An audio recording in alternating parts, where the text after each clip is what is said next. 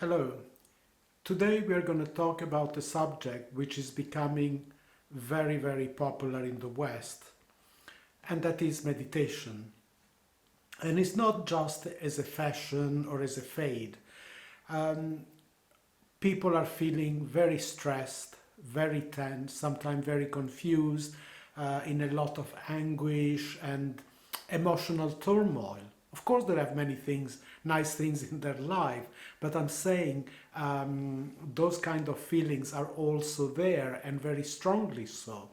So when they see the opportunity to sit down a little bit or to lie down and to calm themselves, and they can open to the possibility that you can find a certain peace within yourself, then many people, they embrace it. They say, yeah, okay, I want to learn about it. Now, I like to add that there are many, many nice places, especially I enjoy Theravada Buddhist places where you can have very nice meditations and some lectures and talks without you becoming part of a sect which then will engulf you.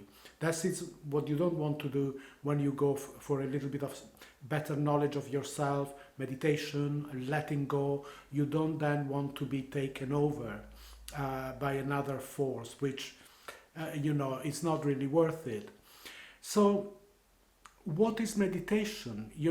So it is already a break from our habitual mind, where we are all the time concentrated on the external world, and then when we go inside we are somehow chewing the emotions and feelings that the external world has given us, and sometimes in a very upset manner.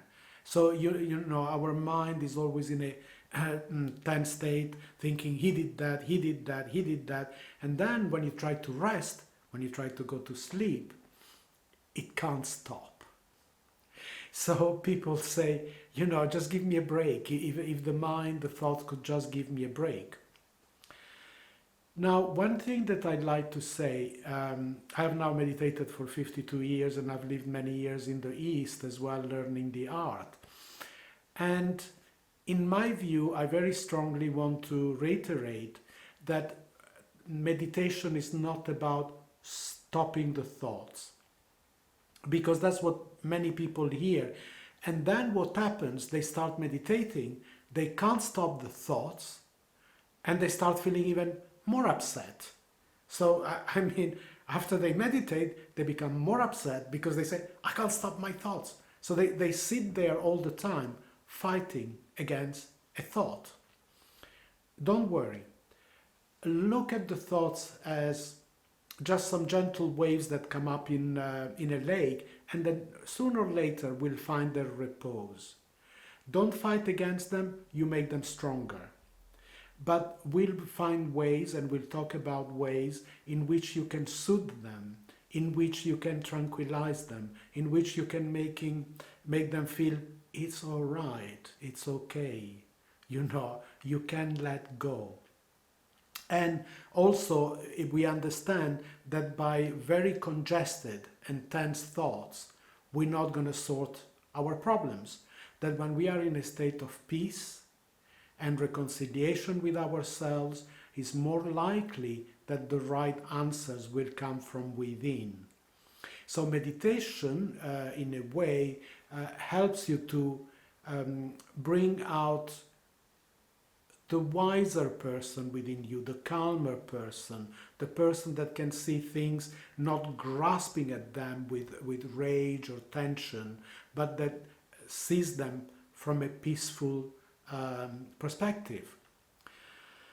Now, some popular forms of, let's have a look at some popular forms of meditation, particularly here in the West.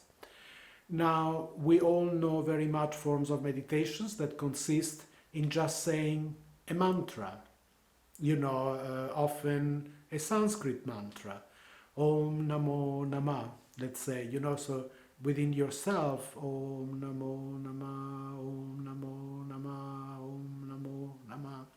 And slowly, slowly, that sound starts bringing a certain tranquility within yourself. And you get to a stage where that sound is like soothing away, all the tension that you were carrying within you. And so you depend on that sound basically. So it's a concentration. Other people, you can do a sound and at the same time you think of an image, of an image that you feel very close to. I mean, if you're a Christian, you think of the image of Christ, and Buddhist of the image of Buddha and so forth. So you bring together an image and a sound. Some people, they only have an image. Some people, they just think about a flower, a fruit, the smile of a child, So it's what you would call concentration meditation. You bring in an object, which could be a sound, which could be an image, which could be even a feeling, and you let this object somehow relax your mind, so your thoughts don't start going all over the place.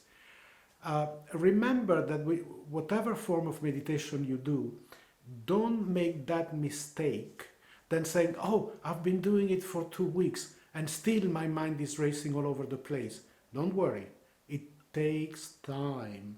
But if you persevere even a few minutes, every day, one day you'll be surprised. Suddenly it'll start growing within you. So don't be demanding. Don't go there with demands. Just do it and then let it flower. Put the seed and let it flower. Meditation is also, it comes from the Latin, and it just means to be able to put your mind on a particular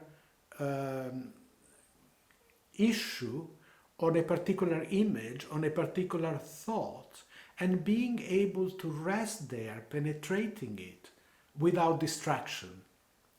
So we spoke about the sound, we spoke about an image, but already we have moments of meditation in our life when we read a beautiful book, when we are not distracted by the external world or inner thoughts, and that book just goes, beautiful. That's a meditation. A painting, being in a museum, that's a meditative experience. Being in nature, being by a lake, looking at the view from a mountain, those are all forms of meditation, you see. But what it is, what meditation aims to do is to put you into those states that you have with a book or maybe in a beautiful, museum, but to put it more within you as a state you can more easily access. Also, I'd like to say that with time, for some people, meditation then goes to a deeper level, where you begin to see your connection to the universe and so forth, but we'll get to that maybe later. Now, there are as well other forms of meditation. For example, in Vedanta and some Gnostic meditations, the object of the meditation was a question. Who am I? Who truly is that animates me? Where is that sense of I coming? And the idea is then to go deeper and deeper. It's called inquiry. And you go deeper and deeper and deeper till, so it is said, that ultimately you will see that I is not just the single little I that makes my personality, my ego, but is somehow connected and coming from a much wider reality. So that is a form of meditation, is a meditation of inquiry. Now, a meditation which I've practiced a lot, I've gone through a lot of them, but a meditation that I've practiced a lot has been Buddhist mindfulness.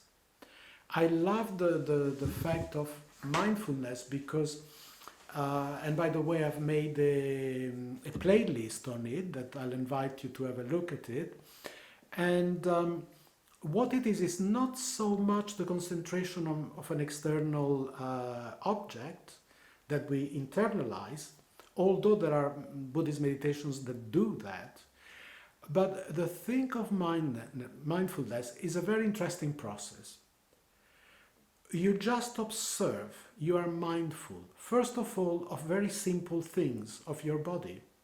Your breath, you breathe in and you breathe out, and gradually you relax your breath. You know you are breathing. And you don't try to change it, you don't try to struggle with it, but by your gentle gaze, your breath will start to flow like a gentle wave coming and going towards the beach. So from the breath you then meditate on the body and you observe, am I tense? Is there tension? What is going on there? And with the breath you soothe it. You know, you relax the body and so forth. And the mind will follow you because the mind is very connected to the body. So once the body, the breath start relaxing like that, the mind often follows suit. And that's what the majority of people aim towards when they do mindfulness. For some people, you can go a step further. And that is, you start being aware of your feelings. And I'll give you an example. Let's say, and also mindfulness is not just when you sit down, could be when you are walking, when you are sitting in a bus. But let's say feelings of irritation come up. And then you go, irritation. Don't judge it, don't push it away, irritation. And then after an hour again, and again, and again, and slowly, slowly you begin to realize, you go to a step further from feelings, you go to states of mind. And you begin to realize, I have a rather irritated state of mind. From there, you begin to see how this state of mind is coloring your life, how you are reacting to people, what's happening with your family, what's happening with your friends and so forth, and work. And then there is this tremendous revolution that starts happening from within, where you realize it's not the world doing it to me so much, but it's me doing it to the world. So some very deep changes can occur there. And of course, I'm not going to go into that because it is just a cursory introduction into meditation. But for some people, then when you start releasing the state of mind, your more essential nature starts to manifest. Someone says in some groups of Buddhism, they say your Buddha nature, for example. But we'll take that for another occasion. Also, I have to mention, prayer can be another type of meditation. You know, our Father, thou art in heaven, you know, and saying those prayers, again, is very soothing because as well you have some kind of connection. It can help you a lot, I think, for some people, not if you are not into that kind of stuff, so it will not help you, it will only irritate you.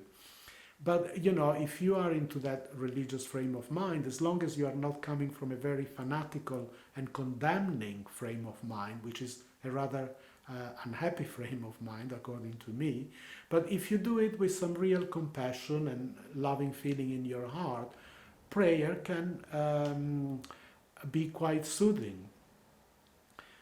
For certain people that don't have a religious bent of mind, you can meditate on philosophical books, authors, you know, for example, meditating on the verses of the book Meditations by Marcus Aurelius, the Emperor Marcus Aurelio.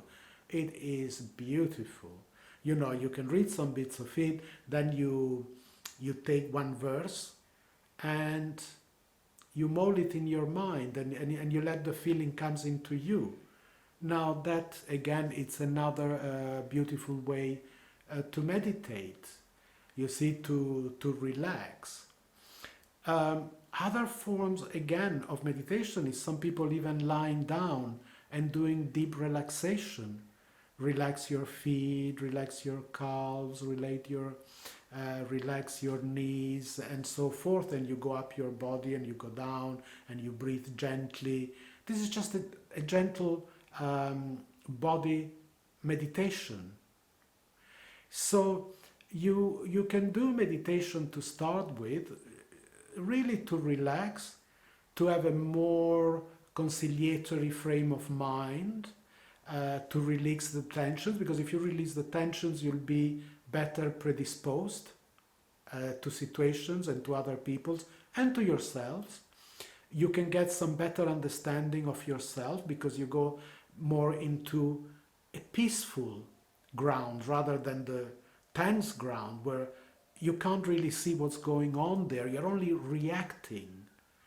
But this time, instead of reacting, you are perceiving. And you are perceiving with a certain compassion where you can find more resolution to various problems. And who knows, then maybe one day you want to go into deeper states of meditation. Most of the time you'll need a bit of help and guidance. There is nothing, I'm not into those meditations of Kundalini or things of creating big babang, flashes in your head or psychic experiences. Yes, I've been there, done that. Don't touch it. Let it go. Don't blow your mind apart. Don't go into that kind of thing or those psychic ego things that, oh, I'm having this and I'm having that and no. What I'm talking is just going into deeper states of meditations is a bit you start feeling more your connection to the whole of life, interconnectivity, developing deeper states of peace, of resolution, of letting go of the past, of seeing life with a new vision, you see. And there sometimes you can have certain phenomena that occur, but you don't even pay too much attention, you see. Yes, you can see sometime a beautiful light or things like that. Voices don't go there. Hearing of voices, they belong more to a realm which I'm not too keen on, you see. But no, you can have deeper experience of yourselves, but the most important thing is that peace that you grow into. That is the most important thing. And there can be meditation as well without you sitting there, and going, oh, like that, Meditations just means to be present, to be open to life, to have a certain peace on how you react to things, of how you act with things. So you gradually stop reacting, what?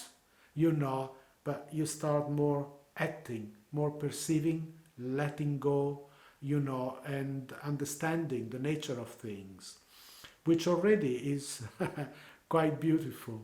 So anyhow, we'll talk more about it. Hope you have enjoyed this video.